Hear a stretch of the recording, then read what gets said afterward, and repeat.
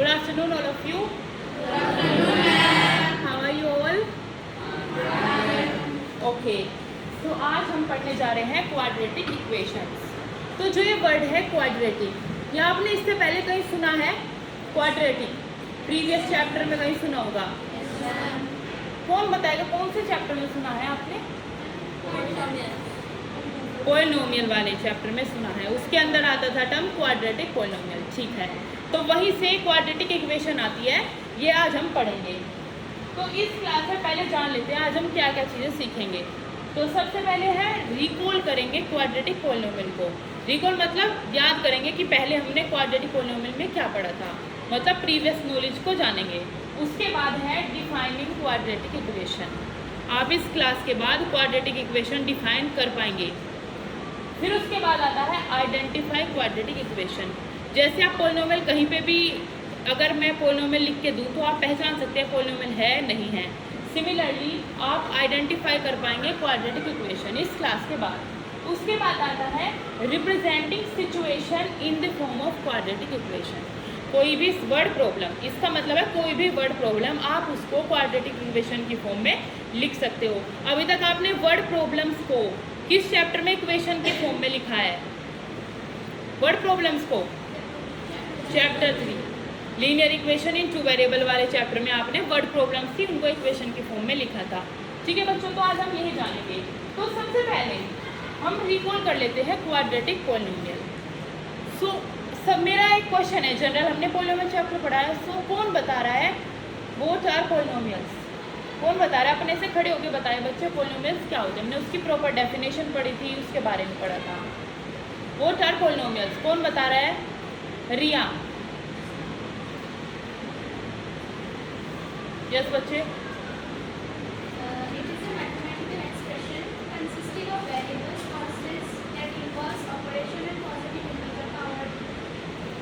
Very good, sit down. Mathematical expression जिसके अंदर variable होते थे, कॉन्स्टेंट्स होते थे, ऑपरेशंस होते थे, और जो वेरिएबल था उसकी पावर हमेशा नॉन नेगेटिव इंटीजर होती थी। और इसके लिए दूसरा वर्ड भी बताया था मैंने, नॉन नेगेटिव इंटीजर। और क्या पावर होती थी? और दूसरी बताए कोई? वेरिएबल के केस में उसकी पावर, जब पॉलिनोमियल में हमने पढ़ा था, होल नंबर्स। बिल्कुल, होल नंबर्स होती थी। तो ये था हमारा क्वाड्रेटिक पॉलिनोमियल। अब क्वाड्रेटिक पॉलिनोमियल, पॉलिनोमियल तो 3 टाइप्स के मैंने बताए थे। What are 3 types? On the basis of degree लिखवाया था। 3 टाइप्स ऑफ पॉलिनोमियल कौन कौन से थे? Very good, linear, quadratic, cubic. Linear जिसमें डिग्री 1, क्वाड्रेटिक जिसमें डिग्री 2 एंड क्यूबिक 3। तो क्वाड्रेटिक पॉलिनोमियल जो भी हमारा बनता है, जैसे कि उसकी जो स्टैंडर्ड फॉर्म, मैंने बताया हर एक चीज़ की एक स्टैंडर्ड फॉर्म होती है मैथमेटिक्स में। जैसे कि यहाँ पे है हमारा पॉलिनोमियल, इसकी स्टैंडर्ड फॉर्म थी ax² + bx + c। ये था क्वाड्रेटिक पॉलिनोमियल। इसके बाद लिखवाया था where a does not equal to 0 and a, b, c are real numbers. So what is the reason that a does not equal to 0? कोई बताएगा इस बात को? ये मैंने बताया था। यस बच्चे।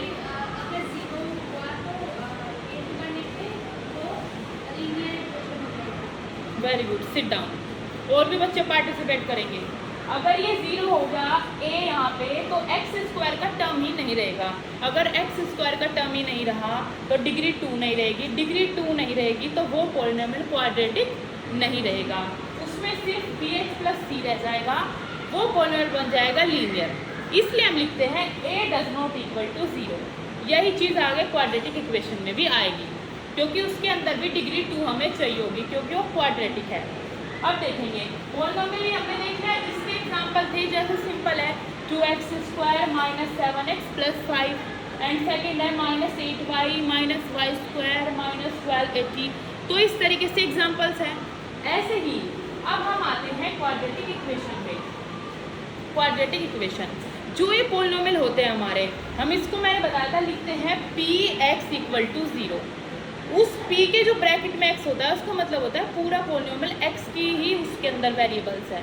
py लिखेंगे पूरा पॉलिनोमियल, उसके अंदर y के ही वेरिएबल, ये चीज़ बताई थी। अब यहाँ पे आप देखेंगे एक क्वाड्रेटिक इक्वेशन ये होती है जो इसकी फॉर्म है पॉलिनोमियल वाली रहेगी, बस हम जैसे इक्वेशन का मतलब होता है उसमें इक्वलिटी का साइन आ जाता है ना। तो इसके अंदर क्वाड्रेटिक इक्वेशन में इक्वलिटी का साइन आ जाता है, इक्वल टू 0।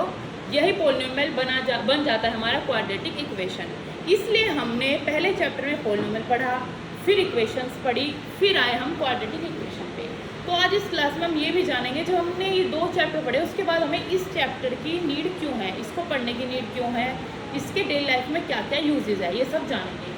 तो यहाँ पे आप सिंपल देख लो, यही जो पॉलिनोमियल होता है इसमें इक्वल टू का साइन लगा दो, ये बन जाती है हमारी क्वाड्रेटिक इक्वेशन, सिंपल।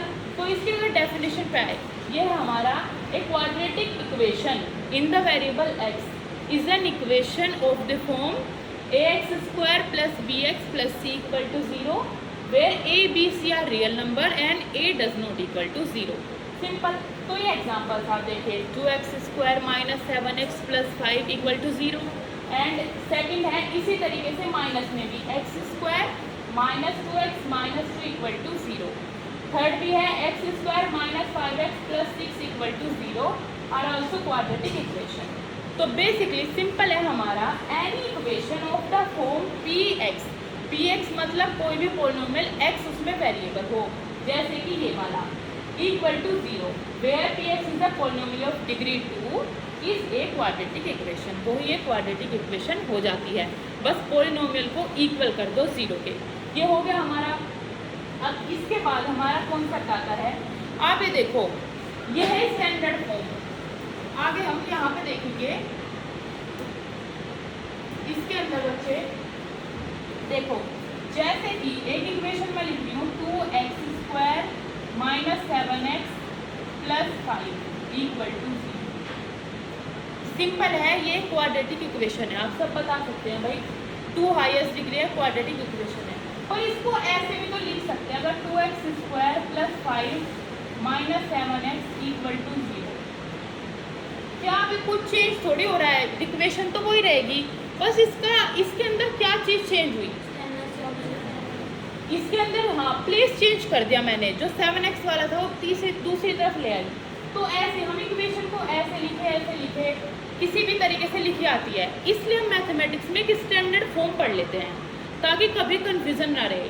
और वो स्टैंडर्ड फॉर्म, जो हमारी स्टैंडर्ड फॉर्म बनती है, वो हमेशा उसके अंदर आप देखोगे जो डिग्री है, जो भी वेरिएबल है उसकी डिग्री है वो डिसेंडिंग ऑर्डर में होती है।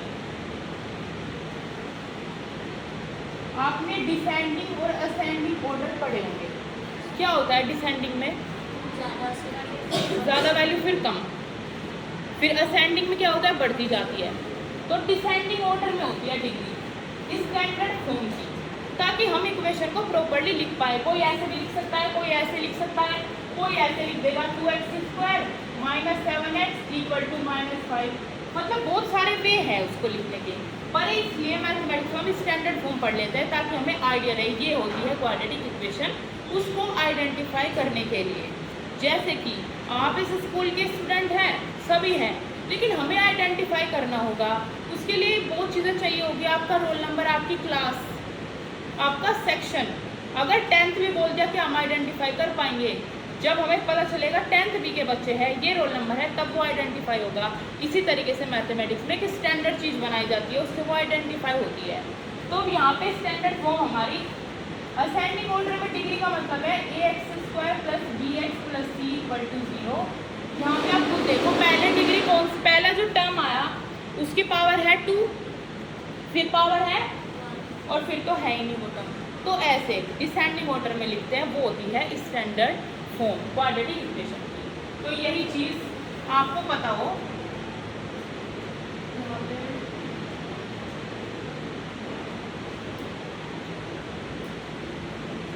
ये आपने देखी, तो ये रही हमारी। जब भी आपसे कोई पूछे what is the standard form of A quadratic equation, आप बताएंगे ax² + bx + c = 0 where a does not equal to 0 is called standard form of A quadratic equation. अब यहाँ पे इक्वेशन लिखी हुई है, क्या स्टैंडर्ड फॉर्म में है? ये वाली दो जो लिखी हुई है, फर्स्ट है, सेकंड देखो ये प्लस माइनस का साइन चल जाता है, ये प्लस माइनस से कोई इशू नहीं है। आप देखो जो वेरिएबल है वो ठीक लिखे हैं, एक्स सही, तो इसलिए दोनों एग्जाम्पल है स्टैंडर्ड फॉर्म के। यहाँ पे प्लस लिखा हो कोई बात नहीं, यहाँ पे माइनस का साइन भी आ सकता है। ये हो गई स्टैंडर्ड फॉर्म के एग्जाम्पल। अब इसके बाद आते हैं मेन चीज़ कि हम आइडेंटिफाई कर पाए क्वाड्रेटिक इक्वेशन को। ये आप सीखे। अब पहले तक तो सिंपल हमारा ये आता था कि आपने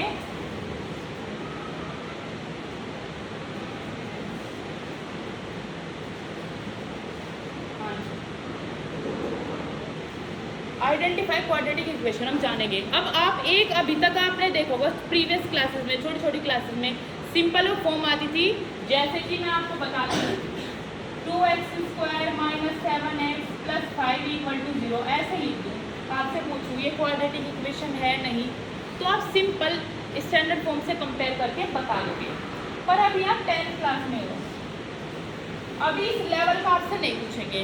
अभी कोई इस तरीके से फॉर्म आएगी, उसको फर्दर सोल्व करोगे, फिर आपको पता चलेगा ये है या नहीं, फिर आपको आंसर करना होगा।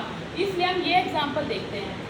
अभी इस फॉर्म में लिखा है, आप बच्चे कॉपी निकाल के मेरे साथ साथ सोल्व करते जाएंगे अपनी कॉपी में। सिंपल ये है, सभी बच्चे अपनी कॉपी में करते जाएंगे और जो भी डाउट है साथ साथ पूछते जाएंगे। ये क्वेश्चन है हमारे पास, ये है x - 2 मल्टीप्लाई में x + 5 = ब्रैकेट में है x - 3, फिर ब्रैकेट में है x + 4 + x²। तो अगर ऐसे कोई इक्वेशन दे दे, आप थोड़ा कंफ्यूज हो सकते हो ये होगी या नहीं होगी, इसलिए हम इसको सोल्व करते हैं। सोल्व करेंगे दोनों साइड।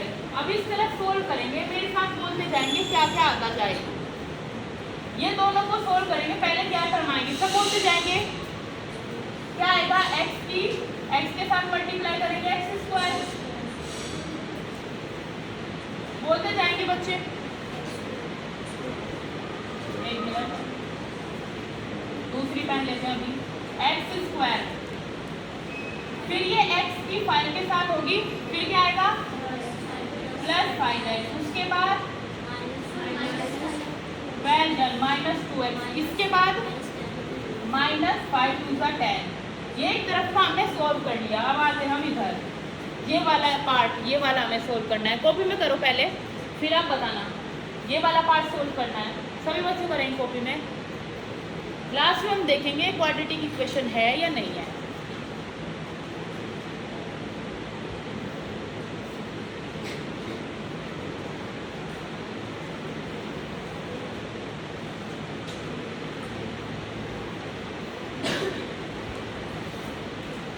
इस तरफ वाला किया अभी तक किसी ने सोल्व?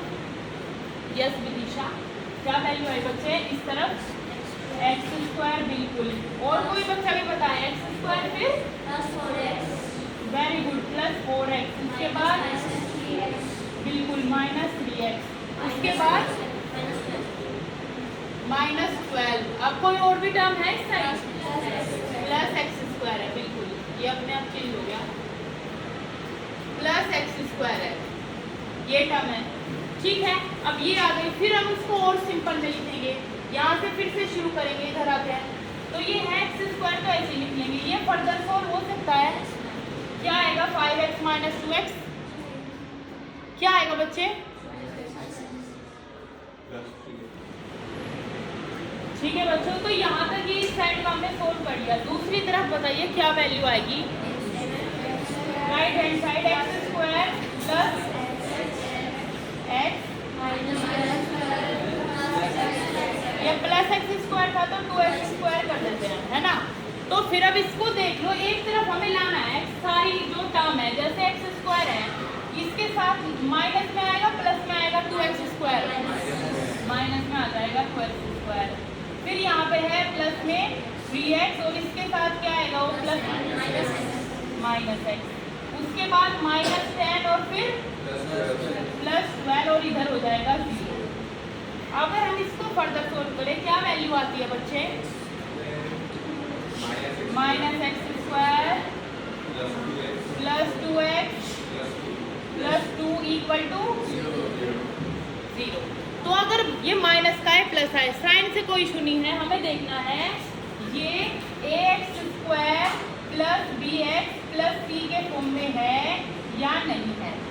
तो आप देख रहे हो ये है या नहीं है उस फॉर्म में। तो जब हमें उस फॉर्म में मिल जाए, यहाँ देखने से पता नहीं चल रहा था, बट जब हमने सोल्व किया अब हम बता सकते हैं कि yes it is a quadratic equation.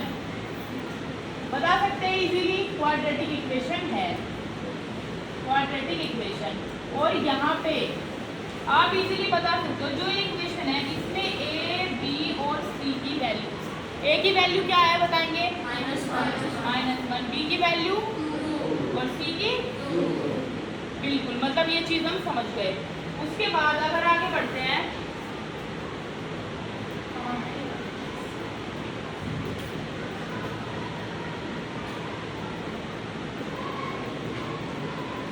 आगे अगर आए, देखो बच्चे ये ऐसी फॉर्म में थी, अगर आपको इस तरीके से कोई इक्वेशन दिख रही है, इसमें है x की क्यूब, तो आपको देखने से लगेगा हो सकता है क्यूबिक हो, पूरे चांसेस है क्यूबिक हो, क्वाड्रेटिक ना हो। लेकिन अगर हम सोल्व करें, हमें कंक्लूजन पे तभी निकलना है जब हम सोल्व करें, फाइनल देखें। देखने से क्यूबिक लग रही है, आपको भी लग रही है, मुझे भी लग रही है। अब हम इसको सोल्व करेंगे, इसके अंदर बताएंगे आप और साथ साथ सोल्व करेंगे इसको। यहाँ पे देखेंगे ये तो ऐसे लिखा जाएगा x³ - 3x² + 5x। आप इस साइड बता दीजिए ये है x - 2 की क्यूब, इसके अंदर कौन सी आइडेंटिटी यूज होगी, a - b की क्यूब, a - b की क्यूब यूज होगी इसके अंदर। तो a - b की क्यूब क्या वैल्यू आती है, जल्दी बताइए, a³ - b³ -3ab की क्यूब और फिर a - b ब्रैकेट में, ये वाली आइडेंटिटी यूज होती है। अब इसके अंदर हम यही यूज करेंगे। तो ये है a - b, यहाँ पे a है x और b है 2, तो आप ऐसे सेम अप्लाई करेंगे। क्या आएगा यहाँ पे x³ - 2t³ माइनस, इसको थोड़ा हटा देते हैं अभी, ये देख तो लिया है हमने,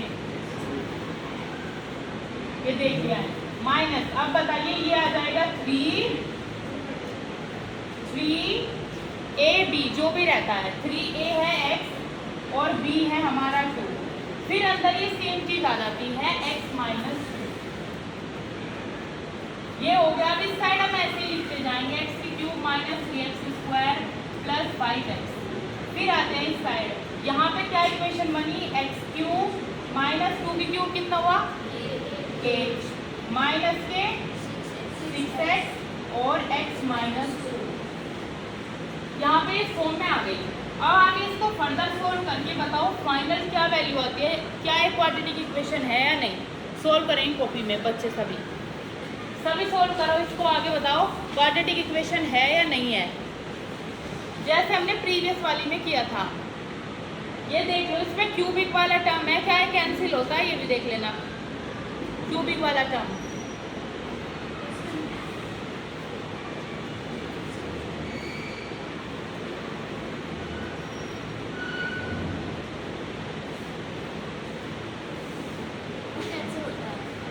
ठीक है, ये बच्चे बता रहे कैंसिल होता है, ठीक है।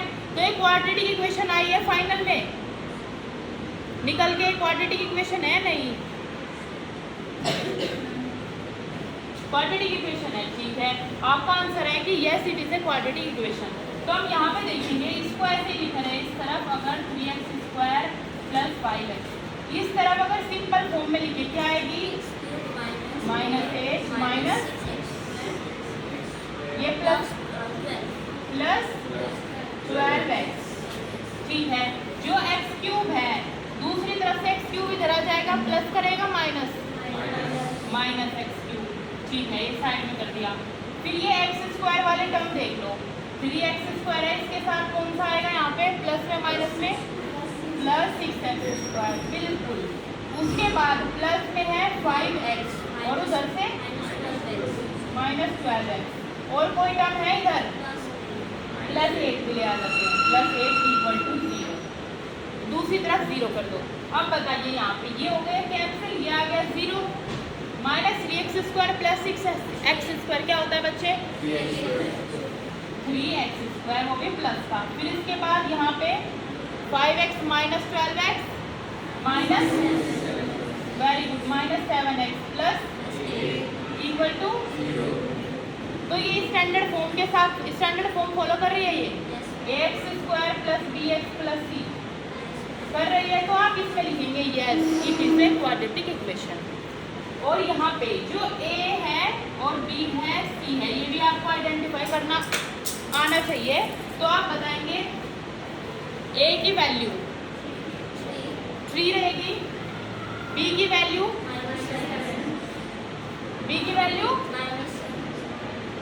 -7 और c की वैल्यू 8। ये रही है ABC की हमारी वैल्यू। यहाँ तक हम करेंगे।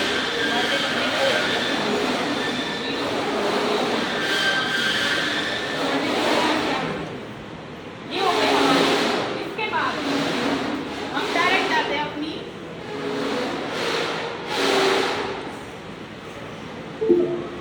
ये हो गया हमारा। यहाँ पे हमने जो एग्जाम्पल देखे थे यही आप यहाँ पे देखेंगे स्टैंडर्ड फॉर्म के बाद आइडेंटिफाई क्वाड्रेटिक इक्वेशन। ये हमने सोल्व किया और इसके अंदर हमें ये इक्वेशन मिली, hence it is a quadratic equation.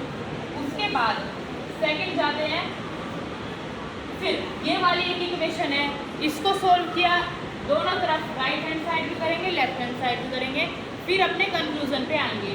ये होने के बाद ये हमने डिस्कस की कि ये क्यूबिक लग रही है लेकिन फिर भी ये क्वाड्रेटिक इक्वेशन निकल के आई। तो ये हो गई हमारा।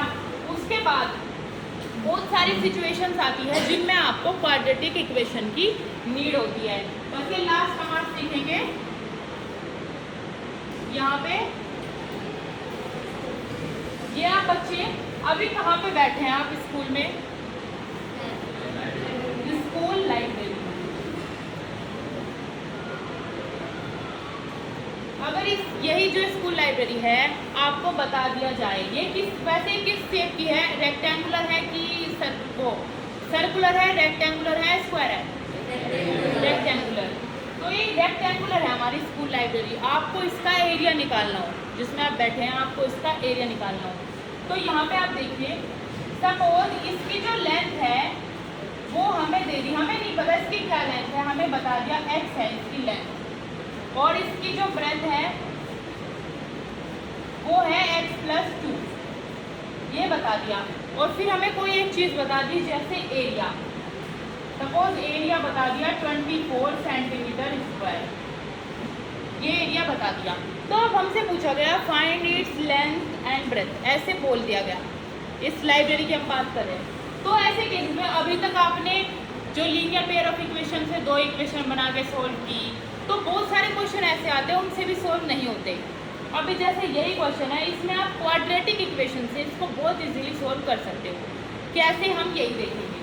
ऐसी कोई सिचुएशन आ गई, आपसे पूछ ली लेंथ एंड ब्रेथ आपको बतानी है, यहाँ पे यूज होगा क्वाड्रेटिक इक्वेशन का। तो यहाँ पे आप देखेंगे सबसे पहली चीज़ आपको पता है रेक्टेंगुलर शेप की है लाइब्रेरी, तो आप बता देंगे आंसर में एरिया ऑफ रेक्टेंगल क्या होता है बच्चे? Area of rectangle length into breadth.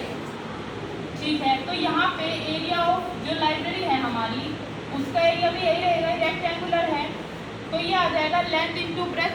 Length है हमारी x और ब्रेथ है x प्लस 2। अब ये हमारा एरिया आ गया, एरिया दिया है इक्वल टू 24 सेंटीमीटर स्क्वायर। तो आप ये सोल्व करने के लिए दोनों जो एरिया है वो आप ऐसे लिखेंगे वैल्यूज को x, फिर इसकी मल्टीप्लाई करेंगे x प्लस 2 से, ये इक्वल है 24 के। आगे से सोल्व करना चाहेंगे क्योंकि आपको तो x की वैल्यू निकालनी है, तो ये आ जाएगा x स्क्वायर प्लस 2x, उधर से अगर 24 ले आए माइनस 24 इक्वल टू 0। तो ये क्या बन गई हमारी क्वाड्रेटिक इक्वेशन। मतलब अगर आपको क्वाड्रेटिक इक्वेशन के बारे में पता है तो आप इजीली ये इक्वेशन लेके बना के, और अगर आप फर्दर इसे सोल्व करना सीखेंगे तो आप सोल्व कर पाएंगे और आप वैल्यूज बता सकते हो। तो इसका डेली लाइफ यूज हुआ, अगर ऐसे सीन आए, ऐसी कुछ भी सिचुएशन आए, तो ये ऐसे और भी एग्जाम्पल हम क्लास में डिस्कस करेंगे। तो ये होता है यहाँ तक हमारा। अब इसके बाद हम लेंगे क्विक रीकैप अपना।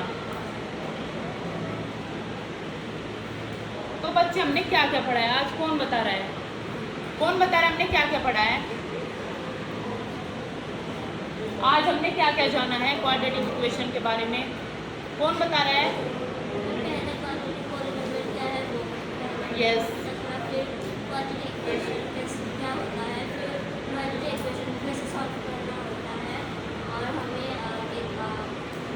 डेली लाइफ में उसका यूज देख लिया, बिल्कुल सही, ये चीज़ें हमने बताई। तो बस लास्ट में मैं कुछ इक्वेशन लिखूंगी, आप बताते जाएंगे है या नहीं क्वाड्रेटिक इक्वेशन। फाइनल हम क्विक रिवीजन करते हैं। जैसे कि अभी नहीं बताना, अभी आंसर अपने मन में रखना, बाद में जब मैं पूरी लिख लूँ उसके बाद मैं पूछूंगी।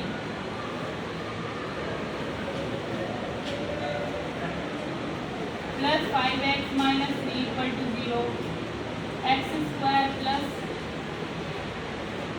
2x minus 3 equal to 0, y square plus 5y plus 3 equal to 0, x की 4 प्लस 5 x की 3 प्लस 5 इक्वल टू 0। ये हमारी कुछ इक्वेशंस मैंने लिख दी। So you have to answer this is a quadratic equation और नो। सो बच्चे आप ये फर्स्ट वाला है जैसे हमारे पास, इसके अंदर बताएंगे जो फर्स्ट है x की cube plus 2x plus 3, is it A quadratic equation? तो हम यहाँ पे लिखेंगे नो। फिर सेकंड एक क्वाड्रेटिक इक्वेशन है, वेरी गुड, यस। फिर थर्ड क्वाड्रेटिक इक्वेशन है, ओके, यस। फिर फोर्थ वाली, मैंने बताया था चाहे x हो वेरिएबल चाहे y हो वेरिएबल, तब भी वो क्वाड्रेटिक इक्वेशन रहेगी, बस वेरिएबल उस इक्वेशन में एक ही होना चाहिए, जैसे एक ही है। फिर फोर्थ वाली बताएंगे, ये होगी, ओके, पक्का नहीं होगी ना? ओके, तो ये नहीं होती है, मतलब हम सीख गए ये देखने से, और अगर वैसी इक्वेशन आएगी तो आप उसको फर्दर सोल्व करके कर लेंगे, है ना? किसी का कोई डाउट है? ठीक है।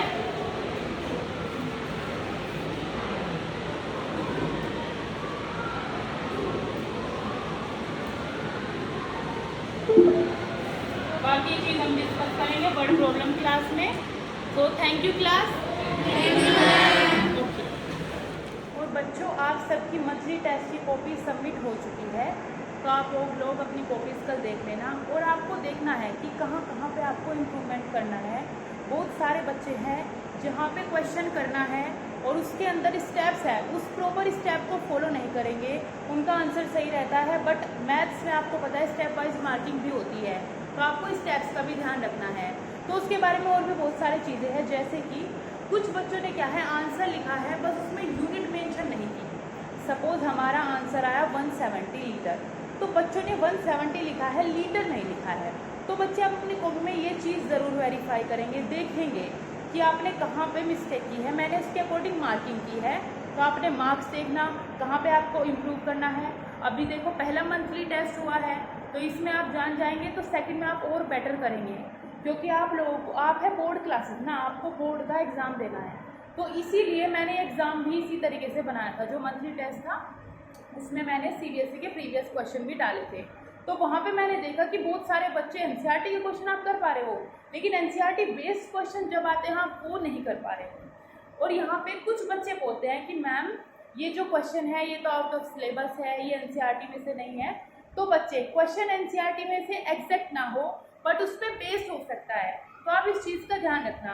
जो आपका टेस्ट बनाया जाएगा हो सकता है वो NCERT बेस्ड क्वेश्चन है, तो आपको अगर आप NCERT क्लियर करते हो तो वो NCERT बेस्ड क्वेश्चन भी हो जाएंगे, ठीक है, सब इजीली कर पाएंगे।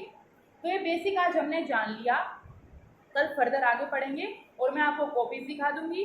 सिमिलरली जो आपकी नोटबुक्स होती है जो आप डेली मेंटेन करते हो उसको आपको टाइमली सबमिट करना है। टाइमली हमारी कॉपी चेक हो रही है तो आपको उसको भी टाइमली सबमिट करना है, देखना है, और उस कॉपी के अंदर भी मैं रिमार्क देती हूँ, जैसे कि कुछ बच्चे क्या है उनकी हैंड राइटिंग सही नहीं है, कॉपी में अच्छे से हैंड राइटिंग नहीं रहेगी। कुछ बच्चे हैं कॉपी में प्रॉपर ग्राफ नहीं लगाए हैं आप लोगों ने, कुछ क्या है स्टेपलर से लगा देते हैं, तो आपको प्रॉपर फेविस्टिक फेविकोल यूज करना है, अच्छे से ग्राफ बनाना है। आपकी जो कॉपी है बच्चों वो रिप्रेजेंट करती है आपकी सिंसियरिटी को, आप कितने अच्छे से काम करते हैं। तो आप सभी की जो कॉपीज है वो ऐसे ही मेंटेन रहे, इस बात का आप ध्यान रखेंगे। मैंने कुछ बच्चों की कॉपीज बताई हैं, जैसे कि श्रेया है, श्रेया की कॉपी बहुत अच्छी है, वेदाश्रुति है, और भी बच्चे हैं बहुत सारे, विदिशा है, विदिशा की कॉपी बहुत अच्छी रहती है, निबिर है, निबिर की कॉपी अच्छी रहती है। तो आप लोगों को इन बच्चों की कॉपी आप देखिए और वहाँ पे आप देखिए, इसलिए मैंने इन सबको A+ भी दिया है, ग्रेडिंग भी।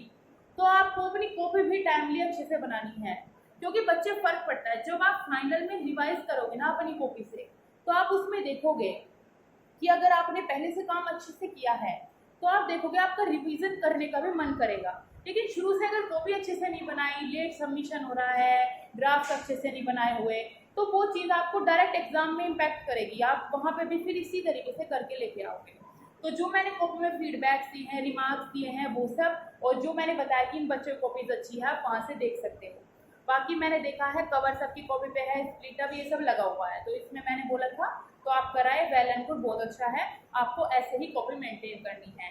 और जो भी, ये भी बात आप ध्यान रखना, मैं लिखती हूँ अवॉइड मिस्टेक्स। जो भी आप कॉपी में कैलकुलेशन मिस्टेक कर देते हो, कट कर देते हैं अपना आंसर, वो फिर कॉपी में ना करें। इसलिए मैंने बोला है साइड में कॉपी रखें, रफ वाली पतली सी, ताकि जो बैग है वो भी आपका भारी ना हो।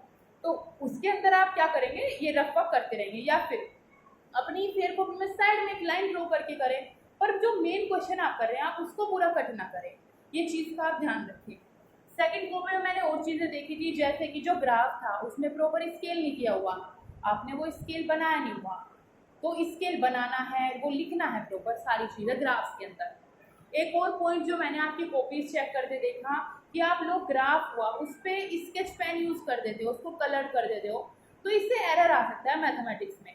वो डेकोरेटिव लगता है, बहुत अच्छे, बहुत सारी गर्ल्स ने किया है, वो डेकोरेटिव है, बहुत अच्छा है, पर हमें डेकोरेटिव नहीं करना। मैथ्स में हमें देखना है जो मेजरमेंट है उसमें कोई चेंजेस ना आ जाए।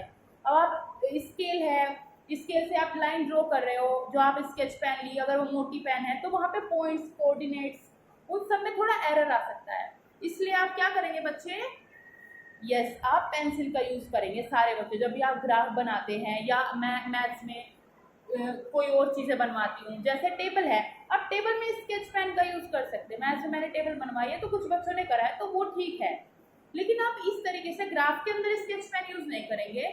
ये भी आप अपनी कॉपी में करेक्ट कर लीजिए, ताकि आप जब भी एग्जाम में बैठे वहाँ पर ये गलतियाँ ना करें।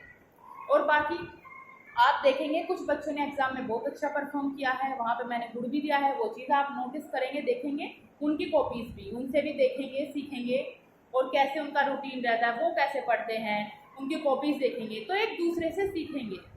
मैंने पहले ही बताया बच्चों, आप एक दूसरे की हेल्प करनी है आपको। अब अगर आप क्लास में बैठे हैं, एक दूसरे की हमेशा हेल्प करनी है। किसी ने आपसे पूछा कि मैम ये वाला क्वेश्चन मुझसे नहीं आता, आपके जो क्लासमेट है उसने पूछा कि ये वाला क्वेश्चन नहीं आता है या ये मुझे डाउट है, अगर आपको आता है आप उसको बताएंगे।